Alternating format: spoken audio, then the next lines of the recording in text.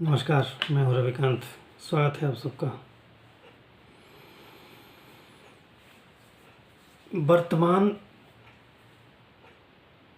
को देखते हुए अगर भविष्य की कल्पना करें तो रोंगटे खड़े हो जाते हैं, एक सिहरन सी पैदा होती है। इस देश को किधर ले जाने की कोशिश हो रही है।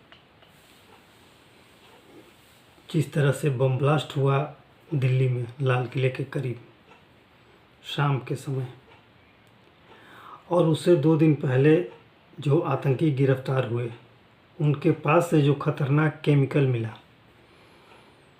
उस केमिकल की ताकत के बारे में आप समझने की कोशिश करिए। वो कितना विध्वंसक हो सकता था। ब्लास्ट तो उसके सामने कुछ भी नहीं है, कुछ भी नहीं है।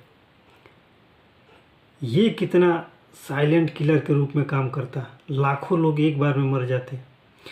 ये जो केमिकल मिला है जिन आतंकियों से, वो आतंकी कौन लोग हैं,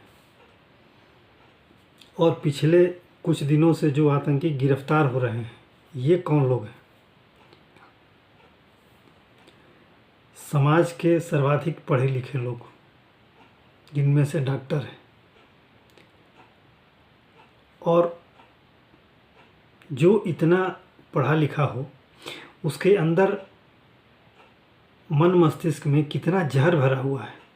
आप इस बात की कल्पना करिए। जो इतना पढ़ा लिखा होने के बावजूद इतना कट्टर है, इतना रेडिकलाइज है मानव सभ्यता के खिलाफ, कि आप उसकी तुलना किसी भी चीज़ से नहीं कर सकते। हैवान भी शर्मा जाए। अब ये जो केमिकल मिला है, ये आमतौर पे जो अरंडी का तेल होता है, कैस्टर ऑयल बनाते समय अगर आप वो अरंडी को, जो लोग पहचानते हैं, उसके बीजों को क्रश करके ये तेल निकलता है, और जो अपशिष्ट बच जाता है, जो छिलका और वो उसका, उससे ये राइसिन नाम का ये जहर बनाया गया है, जो साइनाइड से भी हज़ारों गुना खतरनाक है। कोई 1000 गुना कहता है, कोई 60,000 गुना कहता है। अब कितना गुना है ये नहीं पता, लेकिन हज़ारों गुना तो है, ये तो पता है। अब इसकी आप अगर 1 शीशी हो तो 1 शीशी अगर 1 टंकी के पानी में डाल दिया जाए तो पूरा मोहल्ला या पूरा शहर, जहाँ जहाँ सप्लाई होती है उस पानी की, 1 घूंट कोई पी ले तो मर जाएगा। उसकी 1 बूंद अगर किसी के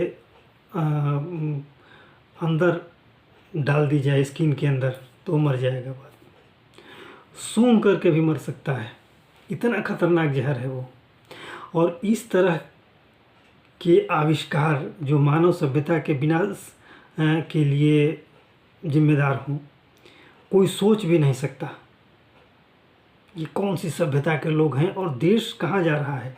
ये बौखलाहट, एक खास समाज के लोगों में इतनी बौखलाहट क्यों है कि वो मानवता के विनाश पर के मुहाने पर खड़े हैं, सब कुछ खत्म कर देना चाहते हैं।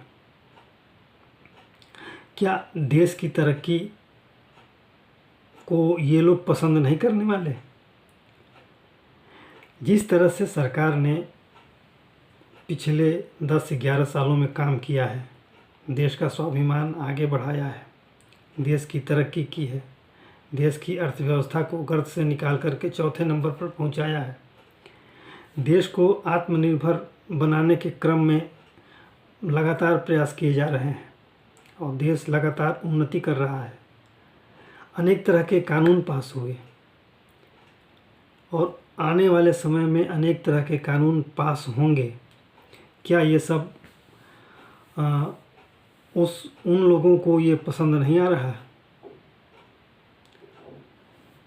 ये किस तरह का की मानसिकता है ऐसे लोगों के अंदर, आप कल्पना करिए। जो विस्फोटक मिले हैं, हज़ारों किलोग्राम, 3000 किलोग्राम विस्फोटक कोई अचानक नहीं आ जाता। ये एक क्रम से, एक निश्चित प्लान के तहत इसको एकत्रित किया गया होगा, थोड़ी थोड़ी मात्रा में एकत्रित किया गया होगा। वरना 3000 किलोग्राम विस्फोटक सामग्री को इकट्ठा कर लेना ये सामान्य घटना नहीं है। और जिन लोगों ने इस काम में अपना सहयोग किया है वो उनके अंदर किस तरह का जहर भरा है मानवता के प्रति। और ऐसे लोग जब इस तरह के काम करते हैं तो आप समझिए कि इनका सहयोग कहाँ कहाँ से मिलता होगा।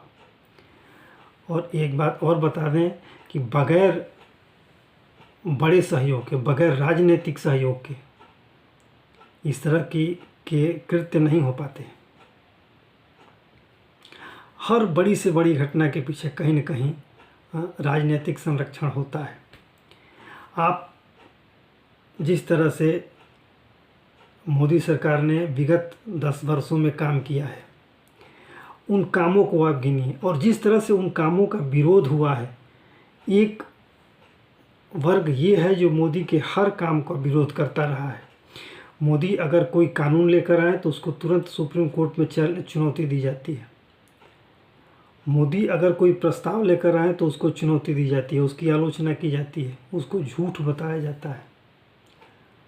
तो एक तरफ मोदी के वो काम जो देश को आगे बढ़ा रहे हैं, और दूसरी तरफ एक वर्ग है जिसे मोदी के ये काम पसंद नहीं, जिसे नहीं पसंद है कि धारा 370 देश से हटे, जिसे नहीं पसंद है कि राम मंदिर बने, जिसे नहीं पसंद है कि काशी और मथुरा पर कोई फैसला आए, जिसे नहीं पसंद है कि इस देश को माओवादी हिंसा से मुक्त किया जाए।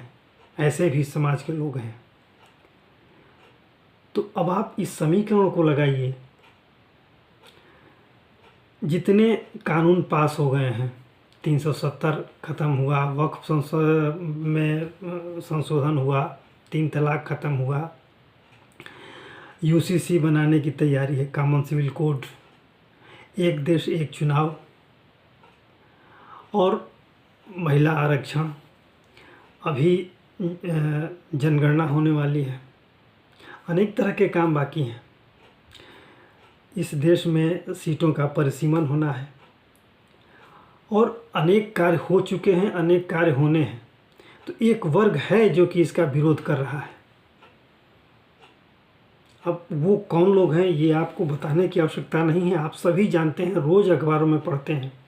अभी चुनाव आयोग ने जो SIR की प्रक्रिया शुरू की है, मतदाता सूचियों के पुनरीक्षण की, बिहार में जब शुरू हुआ तो कितना विरोध हुआ। अब पूरे देश में इसे शुरू करने की बात है, और 12 या 14 प्रांतों में ये शुरू भी है बिहार के बाद।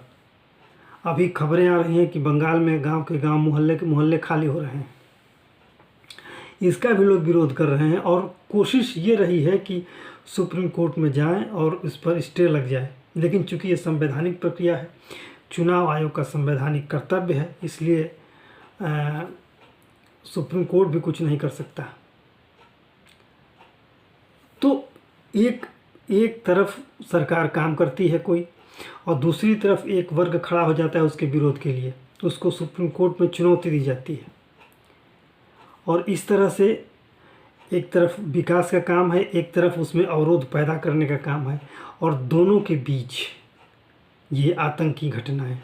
देखिए 14 साल के बाद ये विस्फोट हुआ है दिल्ली में, और इतने बड़े पैमाने पर विस्फोटक इन बीच 10 से 11 सालों में जब भी जो भी जिस तरीके से लगातार काम हो रहा है, इस तरीके से समाज में शांति थी, पूरे देश में शांति थी,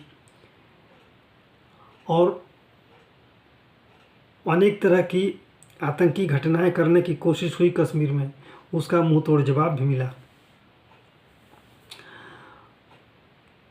उड़ी से लेकर के और अभी जो ऑपरेशन सिंदूर हुआ है, सारी घटनाएं एक तरफ हैं, और ये जो विस्फोट और विस्फोट के साथ साथ विस्फोटक सामग्री का मिलना, और ये खतरनाक रसायन का मिलना।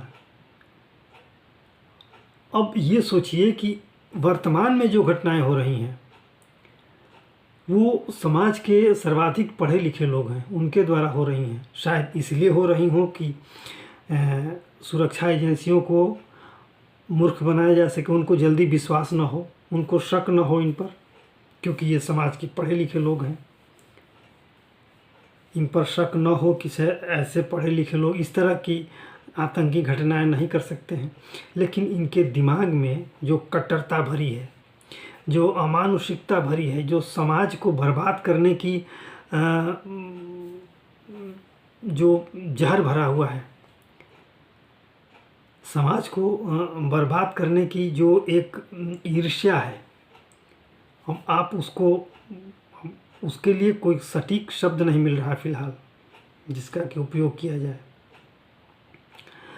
अनिश्चितता का माहौल पैदा करने की कोशिश की जा रही है कि समाज में इतना अनिश्चितता, इतना भय का माहौल बनाया जाए कि समाज बिल्कुल अनिश्चय की स्थिति में आ जाए, अनिश्चित दिशा में चला जाए और सरकार ठिठक जाए कामकाज करने से। क्या ये प्रयास किए जा रहे हैं? सवाल तो अनेक उठेंगे और ये भी तय है कि इसमें कहीं न कहीं राजनीतिक लोग और उनका संरक्षण भी साथ है। मैं किसी के ऊपर आरोप नहीं लगा रहा, लेकिन बिना इतने संरक्षण के इस सटीकता के साथ इतना भारी भरकम काम संभव ही नहीं है। आप कल्पना करें 3000 किलो के आसपास विस्फोटक का इकट्ठा हो जाना एक जगह या अलग अलग जगहों पर, क्या ये एक दिन या एक महीने की प्रक्रिया है? ये कितने दिन और कितने महीने लगे होंगे इतनी सामग्री को इकट्ठा करने में? छोटे छोटे टुकड़ों में इकट्ठा होता है, ये सब होता होगा, क्योंकि एक बार में इतना इकट्ठा नहीं हो सकता, और एक बार में इकट्ठा होगा तो सुरक्षा एजेंसियों के रडार पर होंगे ये लोग। तो किस सूक्ष्म तरीके से ये प्लानिंग की गई होगी, किस सूक्ष्म तरीके से ये विस्फोटक लाया गया होगा, विस्फोट किया गया होगा, और इसका विस्तार पूरे भारत में दिख रहा है। अलग अलग प्रांतों से आतंकी गिरफ्तार हो रहे हैं और उनकी सोच बस यही है, और विध्वंस का तरीका पहले की अपेक्षा ज़्यादा भयावह है। अगर ये केमिकल प्रयोग में, अगर सुरक्षा एजेंसियों को ये पता अगर 1 महीने बाद पता चलता, तो पता चलता है कि तब तक लाखों लोग काल के गाल में समा गए होते। जिस केमिकल की एक शीशी पर्याप्त है लाखों लोगों को मारने के लिए, आप उस विध्वंस की कल्पना करिए। केवल अगर वो सफल हो जाते ये आतंकी अपने काम में, तो मोहल्ले के मोहल्ले साफ हो जाते, शहर के शहर साफ हो जाते। क्या होता फिर? किस स्तर की अफरा तफरी मचती? मैंने पूरे देश को बर्बाद करने की, आप उसकी भयावहता को आप शब्दों में बयान नहीं कर सकते, सिर्फ कल्पना कर सकते हैं कि ये देश किस तरह से बर्बाद हो गया होता क्षण भर में। अब 3000 किलो विस्फोटक जिस देश में अलग अलग जगहों पर विस्फोट कर दिए जाएं, वो तो पूरा देश बर्बाद करने की, ये तो किसी युद्ध की तैयारी थी। 3000 किलो विस्फोटक या उससे ज़्यादा अभी और सुरक्षा एजेंसियां जांच कर रही हैं, खोज रही हैं, पता लगा रही हैं अभी और किन किन जगहों पर ये विस्फोटक इकट्ठे किए गए होंगे पता नहीं है, और कितने तरह के केमिकल बनाए गए होंगे, और किन किन लोगों को कहाँ कहाँ जिम्मेदारी दी गई होगी किन किन कार्यों के लिए। ये एक बार में इस देश को तबाह करने की कोशिश थी। कुछ ऐसा करो कि एक बार में सब कुछ खत्म हो जाए इस देश में। अब इसमें क्या पड़ोसी देशों का भी हाथ है? इन लोगों को समर्थन देने वाले संरक्षक कौन कौन लोग हैं? और सरकार को चाहिए कि ये जिन लोग इसको संरक्षित किए, इन लोगों को संरक्षण दिए हैं, वो भी आतंकवाद की ही श्रेणी में, आतंकियों की श्रेणी में आए। और अगर ऑपरेशन सिंदूर अभी ख़त्म नहीं हुआ है, उसे रोका गया है, और सरकार ने ये भी कहा है कि अगर पाकिस्तान का हाथ होगा इन आतंकी घटनाओं में, तो आतंकी घटनाओं को भी एक अखबार माना जाएगा। अब तो जांच का विषय है, जांच चल रही है, सरकार को बहुत सी चीज़ें पता होंगी और आगे और भी चीज़ें प्रकाश में आएंगी। खुफिया स्तर पर जांच तो चल ही रही है।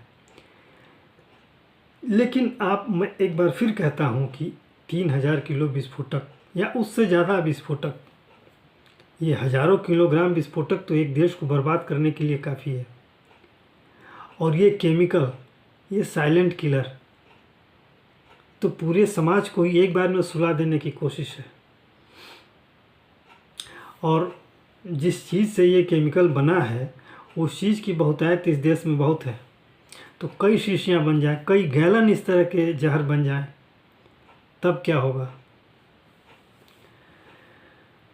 रोंगटे खड़े हो जाते हैं सोच करके। तो आज के लिए इतना ही। आप भी सोचिए इसके बारे में कि कुछ लोग हैं जो इस देश को कहाँ ले जाना चाहते हैं, समाज को कहाँ ले जाना चाहते हैं। इस देश को चौकन्ना रहने की आवश्यकता है। इस तरह के कट्टर प्रवृत्ति के लोगों को, इस तरह से जो मानवता के दुश्मन हैं, जो सभ्य समाज के दुश्मन हैं, उनसे अलर्ट रहने की आवश्यकता है। और ऐसे लोगों पर सख्त से सख्त कार्रवाई होनी चाहिए। इनके लिए तो आजीवन कारावास कुछ भी नहीं है। इनके ऊपर अगर करोड़ों के जुर्माने लगा दिए जाएं तो भी कुछ भी नहीं है। लेकिन ऐसे लोग इस समाज का, मानव समाज का कितना अहित करते हैं उसको आप शब्दों में बयान नहीं कर सकते। तो आज के लिए इतना ही। आशा है ये वीडियो आपको सोचने पर मजबूर करेगा। आप इसे लाइक करें, शेयर करें, सब्सक्राइब जरूर करें। धन्यवाद।